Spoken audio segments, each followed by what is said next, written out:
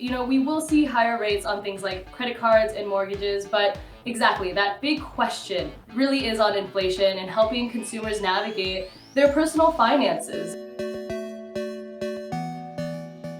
The Federal Reserve announced their latest decision to increase interest rates for the first time since 2018. So for those of you who don't know, the Fed is our central banking authority that has a couple mandates. One, try to keep as many of us employed as possible, and also to make sure the prices don't get out of control for any of us. So right now they're working on the inflation part of the equation by increasing interest rates to moderate growth. They signaled that there are going to be 6 more interest rate hikes this year, which is at the high end of projections that people had. We've been in an environment of historically low interest rates for the past 3 years.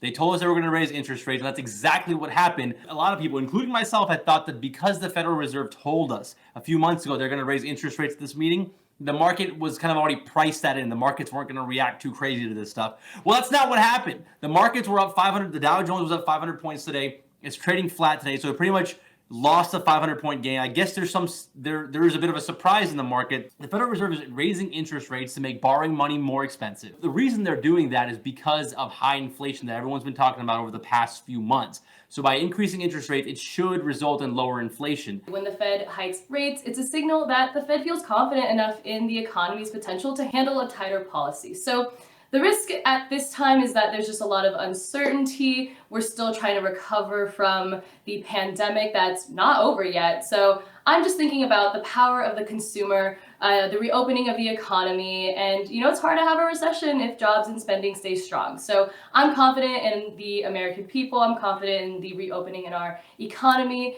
and we will see higher rates on things like credit cards and mortgages, but exactly, that big question really is on inflation and helping consumers navigate their personal finances. Exactly, Nicole. And from an investing standpoint, as an investor, money manager, I'm always looking at the trends in the market. So as they mentioned, in September, when the announcement came that interest rates were going to be raised, we have seen riskier assets kind of correct and pull back. Think of your Bitcoin, your high-flying tech stocks, your high-flying growth stocks. Those will pull back for a lot of different reasons, but some of that includes the Fed's action that was to come, which is now here. And so the action's here. Usually when you see the action actually happen in interest rate cycle increases, we've seen in the past 5 out of 6 times that the market actually moves up during those times. There's no telling what's going to happen this time, right? We don't know. Past performance is not a guarantee of the future. But it's interesting to see the trend of what happened in the past when the announcement happened, and also in our past history of interest rate cycles when rates are being pushed up, how the market reacts. In past times, the market has actually increased during that time. So this is something that we have to keep watching. As a money manager, I'm super, super focused on this. Yeah, it's good to know, Delano, that based on historical